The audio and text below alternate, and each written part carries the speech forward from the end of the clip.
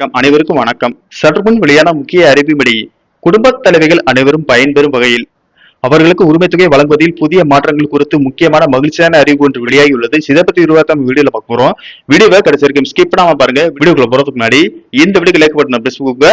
இப்ப இந்த சேனலுக்கு முதல் முறையா வரீங்கன்னா சப்ஸ்கிரைப் பட்டனை பிரஸ் பண்ணுங்க. அப்படியே பக்கத்துல இருக்கக்கூடிய பெல் ஐகான் பிரஸ் பண்ணுங்க. வாங்க வீடியோக்குள்ள போகலாம். தமிழ்நாடு அரசு கலைஞர் மகளிர் உரிமை தொகை திட்டத்தை மறுசீரமைக்க திட்டமிட்டுள்ளது. 21 வயது முதல் 60 வயதிற்குட்பட்ட பெண்களுக்கு ரூபாய் 2500 வழங்கப்படும் என்றும் 60 வயதிற்கு மேற்பட்ட பெண்களுக்கு ரூபாய் 3000 வழங்கப்படும் என்று தமிழக அரசு தெரிவித்துள்ளது. முதலமைச்சர் விஜய் ஆட்சிக்கு வந்ததும் கடந்த திமுக ஆட்சியில் செயல்படுத்திய இத்திட்டத்தை நிறுத்தாமல் செயல்படுத்தப்படும் என அறிவித்தார். குடும்பத் தலைவியின் பொருளாதார சுதந்திரத்தை உறுதி செய்வதற்காகவும் மற்றும் அவர்களின் வாழ்வாதாரத்தை மேம்படுத்துவதற்காகவும் இந்த திட்டம் கொண்டுவரப்பட்டது. செப்டம்பர் 15, 2023 அன்று தொடங்கப்பட்ட இந்த திட்டம் பிப்ரவரி 2026 நிலவரப்படி சுமார் 1,31,00,000 பெண்களை பயனாளிகளாக கொண்டுள்ளது. இதனிடையே நடந்து முடிந்த தமிழக சட்டமன்ற தேர்தலில் மாபெரும் வெற்றி பெற்று ஆட்சியை பிடித்த தாவேக அரசு முந்தைய திமுக அரசால் கொண்டுவரப்பட்ட கலைஞர் மகளிர் உரிமை தொகை திட்டம் தடையின்றி வழங்கப்படுமா என்ற எதிர்பார்ப்பு பெண்கள் மத்தியில் எழுந்துள்ள நிலையில் மே மற்றும் ஜூன் மாதங்களில் பெண்களின் வங்கி கணக்கில் ரூபாய் 1000 வர வைக்கப்பட்டது. ஆனால் தாவேக தேர்தல் வாக்குறுதிப்படி ரூபாய் 2500 கொடுக்கப்படவில்லை. தாவேக தேர்தல் வாக்குறுதியாக மதிப்புமிகு மகளிர் திட்டத்தின் கீழ் மாதந்தோறும் பெண்களுக்கு ரூபாய் 2500 வழங்கப்படும் என்று அறிவித்திருந்தது.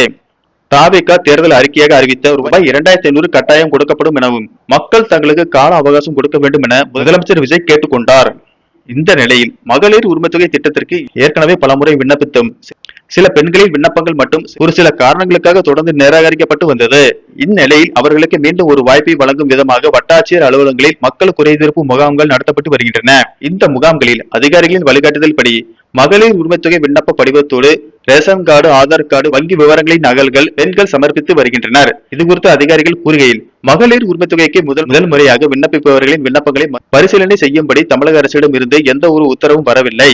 இருப்பினும் இந்த விண்ணப்பங்களை அப்படியே வைத்துக் கொண்டு தமிழக அரசிடம் இருந்து விண்ணப்பங்களை பரிசீலனை செய்ய உத்தரவு வந்த பிறகு இந்த விண்ணப்பங்கள் பரிசீலனை செய்வோம் என அதிகாரிகள் தெரிவித்துள்ளனர். அதே நேரத்தில் முதல்வர் விஜய் தலைமையிலான அரசு விரைவில் பட்ஜெட்டை தாக்கல் செய்ய உள்ளது.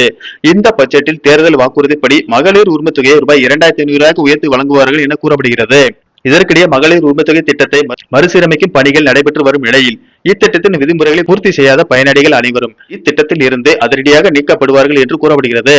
அந்த வகையில் வட மாநிலத்தை சேர்ந்தவர்கள், உரிய தகுதிகளை பெறாதவர்கள், 60 வயதிற்கு மேற்பட்டவர்கள் மற்றும் இறந்தவரின் பெயர்களை நீக்கப்பட்டு மகளிர் உரிமை தொகை திட்டம் மிகப்பெரிய அளவில் மறுசீரமைக்கப்பட வாய்ப்புள்ளதாக கூறப்படுகிறது.